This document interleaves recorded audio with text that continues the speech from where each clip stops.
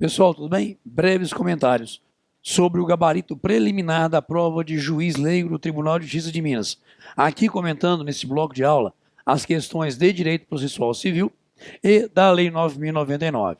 Estou com a prova tipo 1 em mãos. Vamos lá? Vamos juntos aqui, por favor. Questão número 11. Segundo disposição do Código de Processo Civil, é correto afirmar que, inexistindo preceito legal ou prazo determinado pelo juiz, o prazo para a prática do ato processual será gabarito, dando para a gente 5 dias. Letra C. Senhores, referência ao artigo 218, parágrafo 3º, está aqui, ó. Nenhuma novidade, uma matéria que geralmente, artigo 218, pronto, parágrafo 3º. 5 dias, caso não haja prazo legal, nem ali determinação judicial para a prática de determinado ato do processo. Portanto, aqui na 11, matéria muito corriqueira e cobrável de concurso. Nenhuma situação de equívoco no gabarito. Vamos a número 12. Luísa foi intimada por Lúcia para ser testemunha em uma ação judicial, em que Lúcia está movendo contra Vera, pleiteando reparação civil em decorrência de acidente de trânsito, que foi presenciado somente por Luísa.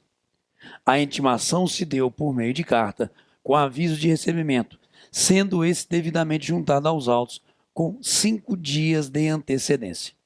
Ocorre que Luísa, que não conhecia nenhuma das partes envolvidas no acidente, não compareceu no dia da audiência de instrução e julgamento, sem nenhuma justificativa.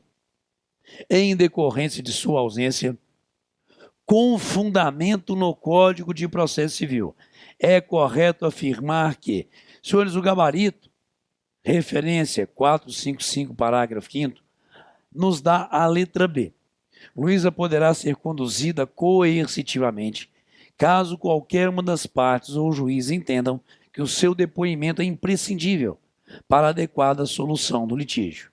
Referência 455, parágrafo 5º. O artigo 455 do Código de Processo Civil nos traz uma grande novidade, senhores. Qual?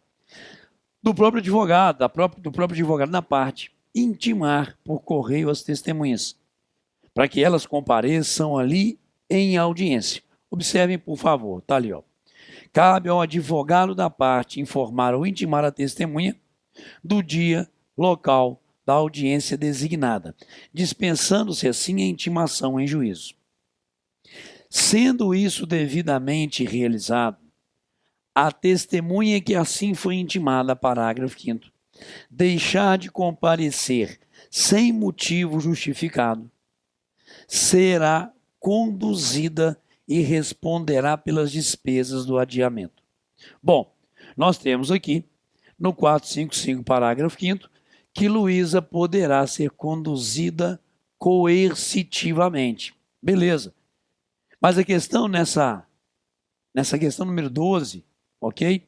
A situação nessa questão número 12 é que, segundo o Código de Processo Civil, não diz a lei que qualquer das partes poderão requerer a sua condução coercitiva.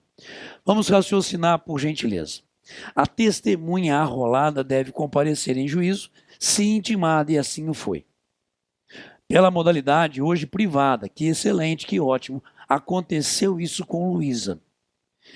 Claro que o juiz pode determinar de ofício a condução coercitiva, porque ali agora a testemunha é uma testemunha arrolada pela parte, e para o juiz, de repente, é importante o depoimento dela. E sabemos que o juiz pode, de ofício ou a requerimento, determinar ali a condução auditiva de qualquer testemunha.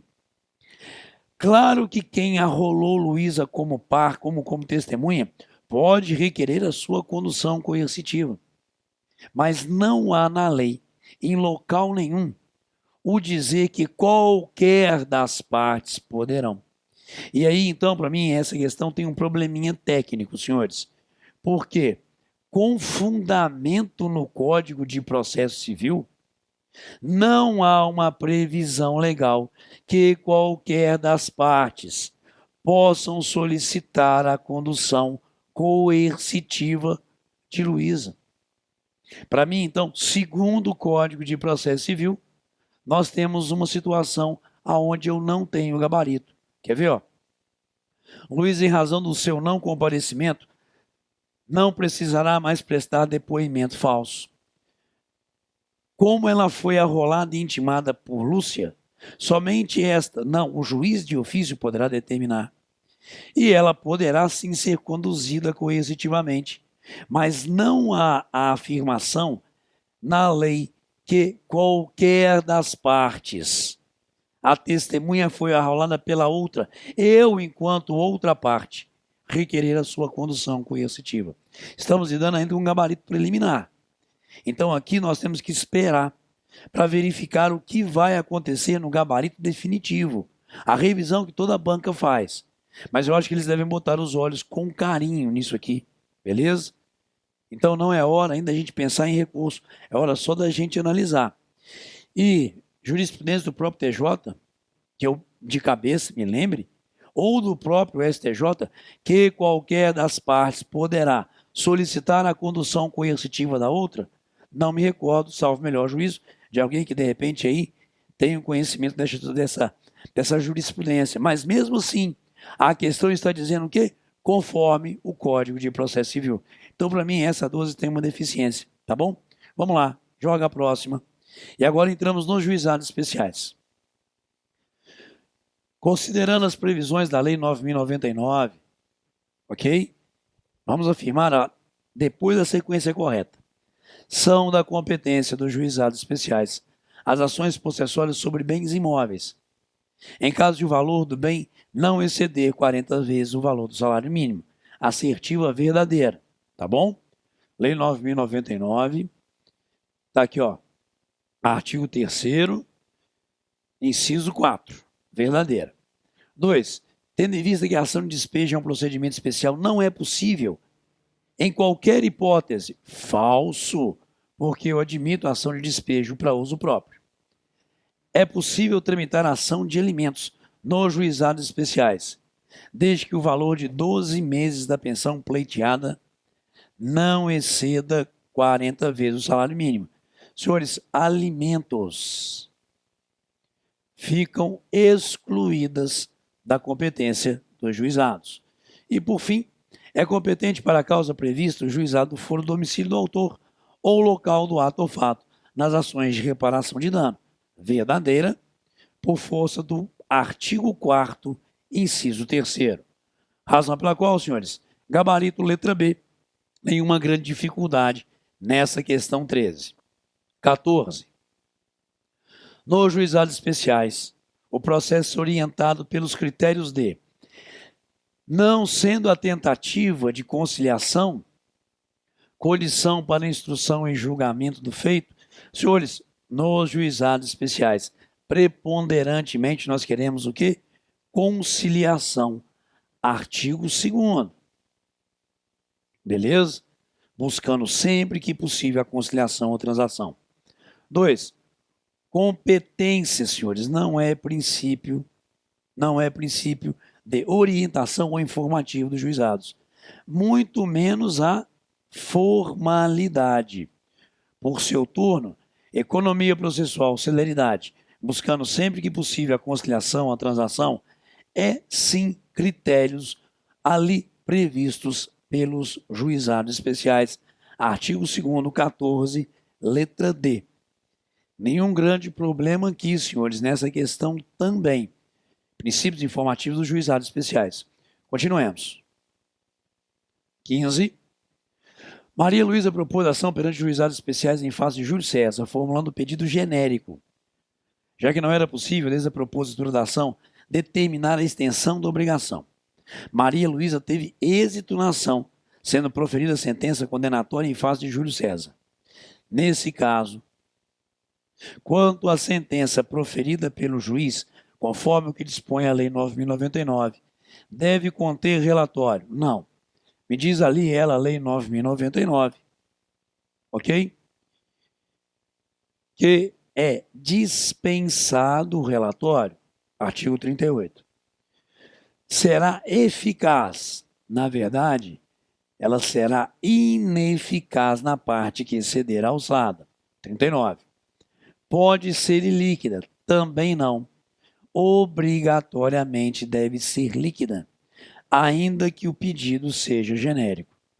Não se admitirá sentença condenatória por quantia ilíquida, ainda que genérico o pedido. Artigo 38, parágrafo único.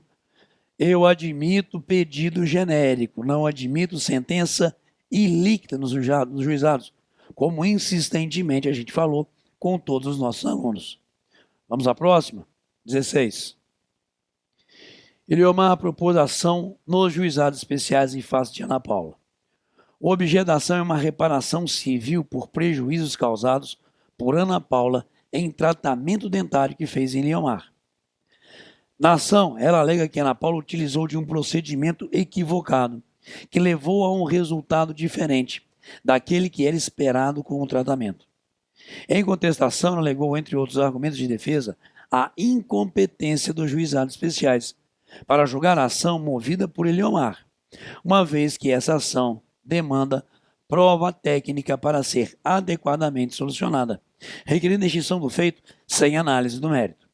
A respeito do argumento trazido por Ana Paula em contestação, quanto à prova técnica, com base no que dispõe a Lei 9.099, assinale a correta. Vocês estão vendo aqui a letra B em negrito e a letra C marcada com canetinha. Vamos eliminar a A e a D primeiro. O argumento está correto, deve ser acatada pelo juiz da causa, que deverá extinguir o pedido, o feito, uma vez que os juizados especiais não admitem prova técnica. Bom, eu não posso ler ela isoladamente.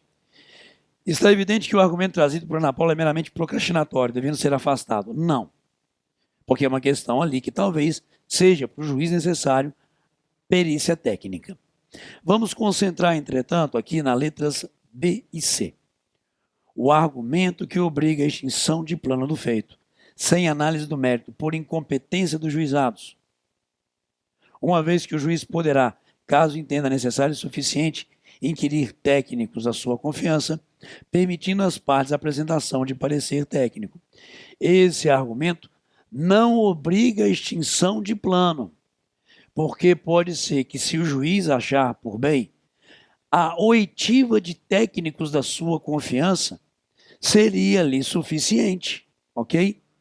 Mas o gabarito dos senhores traz a letra C. O argumento não está dentre as matérias que podem ser arguídas. É possível arguir toda a matéria na contestação dos juizados, menos impedimento ou suspeição. Logo, joga para mim, por gentileza, Guilherme. Senhores, está aqui, ó, o artigo 35 nos fala que quando a prova do fato exigir, o juiz poderá inquirir técnicos de sua confiança. Se ele achar que a mera inquirição de técnicos não é suficiente, mas que aí sim seria necessária uma perícia, ele extinguirá o processo. O argumento, portanto, pode existir. Eu posso trazer esse argumento em contestação, por que não? Tanto que a lei, quando fala para a gente sobre contestação, nos fala justamente que toda a matéria de defesa, inclusive quando eu alegar que o juizado não pode conhecer dessa matéria, que o juizado é incompetente, porque seria ali uma matéria de alta complexidade que demandaria prova pericial, mas compete ao juiz, e a você, juiz leigo, observar justamente o quê? Se é ou não causa de necessária perícia técnica, porque de repente a mera inquirição de técnicos pode resolver ali a questão através desse expert que vai lá falar a respeito do caso, tá bom? Logo, para mim nós temos um erro, pode julgar, aqui de gabarito, tá? Não seria para mim uma questão de anulação da questão, tá dando aqui letra C, mas sim de mudança de gabarito para a letra B, nessa questão 16. Vamos às demais, vamos esperar, porque isso aqui é gabarito preliminar. A respeito das partes, letra A, não se admitirá no processo qualquer forma de intervenção de terceiro, nem de assistência, admitir-se-á o litisconsórcio. Eu insisti muito nas nossas aulas ok? Dentro do artigo 10. E falei que se cair desse jeito, segundo a lei 9.099, eu não admitirei, ok? Eu não admitirei intervenção de terceiro. O direito processual civil, nos juizados especiais, artigo 1062 do Código de Processo Civil, admite o incidente de desconsideração, mas eu fui muito incisivo em todas as aulas, ok? Conforme a lei 9.099, não se admite nenhuma modalidade de intervenção de terceiro, e foi o que caiu. Está ali, ó. Portanto, 17, letra A. 18, senhores, gabarito também incorreto. Podem tramitar nos juizados causas de menor complexidade, não excedente a 40 salários mínimos, títulos executivos extrajudiciais, do artigo 3º, no valor de até 40, as execuções das sentenças arbitrais proferidas em sede dos juizados especiais. Nós falamos sobre procedimento arbitral dentro dos juizados. E há uma sentença que homologa o procedimento arbitral. Está lá no artigo 3º. Julgados dos juizados são executados no próprio juizados. E, por fim, letra D, que é do gabarito. Causas relativas a capacidades das pessoas, desde que de cunho patrimonial. Senhores, nesse caso aqui, artigo 3º, matéria repetida, ok? Artigo 3º, parágrafo 2º, ficam excluídas dos juizados a de estado e capacidade das pessoas, ainda que de cunho patrimonial, que é o caso aqui, beleza? Portanto, exceto as causas relativas à capacidade das pessoas, desde que de cunho patrimonial, são situações que não podem tramitar no juizado. 19. Considerando os princípios que regem os juizados especiais, assinale a alternativa correta. Por favor, como regra geral, a citação far-se-á com aviso de recebimento em mãos próprios. É ali justamente o que nos diz o artigo 18. Beleza? Está aqui. Artigo 18. A citação será feita por correspondência com aviso de recebimento em mãos próprias. Ok? Essa é justamente a do gabarito. Não faço obrigatoriamente na pessoa do representante legal, porque pode ser feita justamente ali na pessoa de quem receba a correspondência. E eu não admito a citação por edital. E as intimações, artigo 19, é que poderão ser feitas por qualquer meio idôneo. Razão pela qual 19, gabarito correto, letra B. 20. Sentenças nos juizados. Qual é a correta? Eles copiaram e colaram justamente o artigo 46. Quer ver? Ó? Joga ele de volta. Artigo 46. Aqui, ó. Copiaram e colaram. O julgamento em segunda instância constará apenas da ata, com a indicação suficiente do processo, fundamentação sucinta e parte dispositiva. Se a sentença for confirmada pelos seus próprios fundamentos, a súmula do julgamento servirá de acórdão, igualzinho. Sentença.